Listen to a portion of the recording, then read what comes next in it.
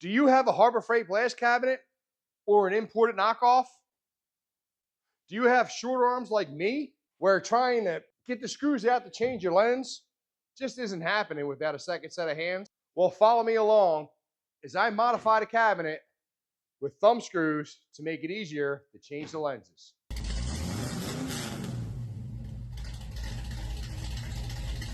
Welcome back to Mehl's Mountain Garage.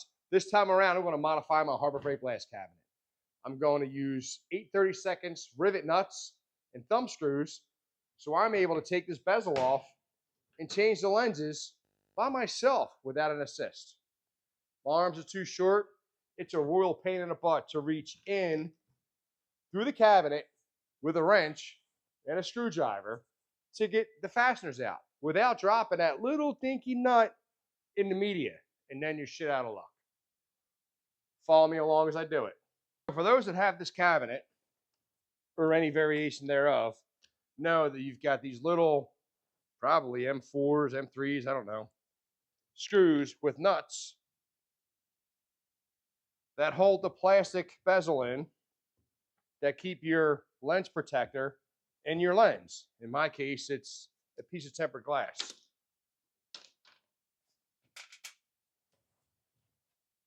And that's a bit worse for the wear. But to get that off, you have to reach all the way in the cabinet, practically climb in a doggone thing, and have someone help you get these last two, if not these last four, if you're short like me, screws out. It's terrible. So what we're going to do is we're going to make these holes larger, and we're going to insert some 8/32 rivet nuts. And doing that will allow me to use a thumb screw, or even if I want to use an 8/32 panhead screw, without having to hold a nut on the inside of the cabinet and have the risk of losing it in the media. Now, what is a rivet nut, you ask? Well, a rivet nut, or a nutsert, is a threaded rivet. This is uncrushed. You possibly can see the serrated edge towards my thumb.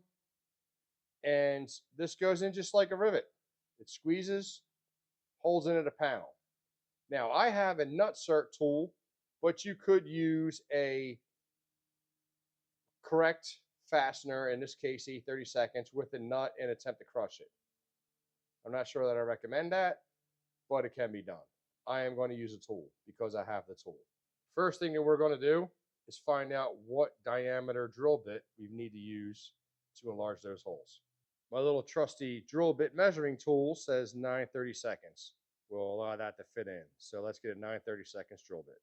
The factory holes in the cabinet appear to be 3/16, and we want to enlarge them to 9/32. I do not want to smoke my drill bits, so I am going to step it up. I'll go up probably 13/64 or maybe a 1/4 inch, and then go to the final size.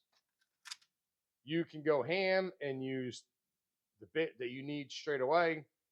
I'm going to do the former. While I am changing the media in this cabinet when I'm done this job, I am still going to attempt to catch all the metal shards. I have a piece of cardboard in here. You can use a shop vac. You can do it empty. Be forewarned. You get metal in it, it can clog up your stuff.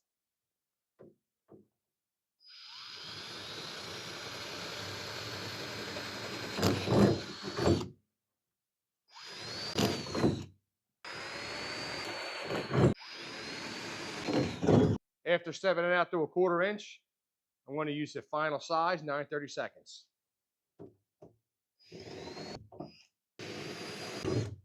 Now, why not mandatory? I have a countersink just to deburr the tops of the holes. I want to ensure the flange of the rivet nut sits flush on the cabinet.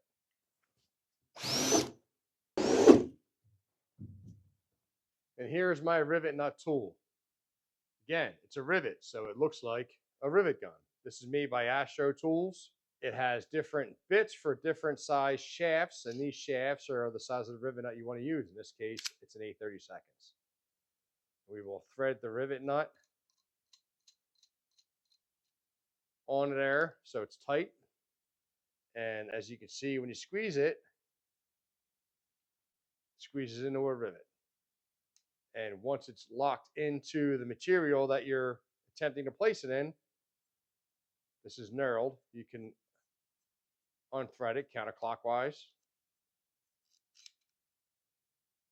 And then that rivet nut would be locked in the material.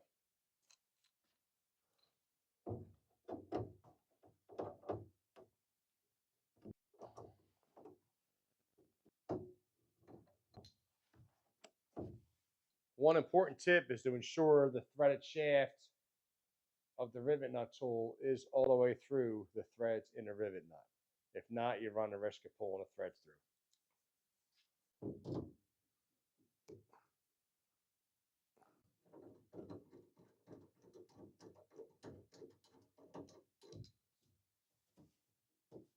And do them all just like that.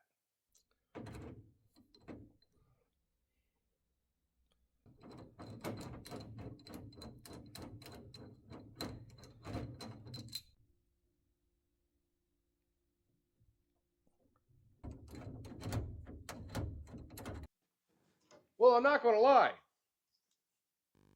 After I installed the rivet nuts, I started thinking to myself, I said, Self, these rivet nuts are protruding on top of the cabinet. And this bezel had spaces and they were flush mounted. So this would never sit flush if tightened down. So what I did do is I took my countersink and I just countersunk the holes a bit in the bezel, therefore allowing me to have this sunk down. You can possibly see that that lip would be below the surface here. So when it's tightened down, would be flat and flush all the way across, which is what we want. After you have all your rivet nuts in, take your main lens. In my case, it's tempered glass. I've got it all cleaned up with a protector on it. You may have a polycarbonate lens. I do, however, have a polycarbonate top protector for it. Place that down. Make sure you don't have no spooge or anything under it to scratch your glass up. Set those in and either use your thumb screws. Unfortunately, I didn't get the ones that I needed in on time. These are plastic, but I'm not going to use them. I do have a 30-second screws. Put all your screws in the holes before you tighten them so you can get them all in. And you no longer need a second set of hands. You no longer have to reach all the way in the cabinet and hope you can get to the other side, which I can touch it here, but I can't get up there. This helps.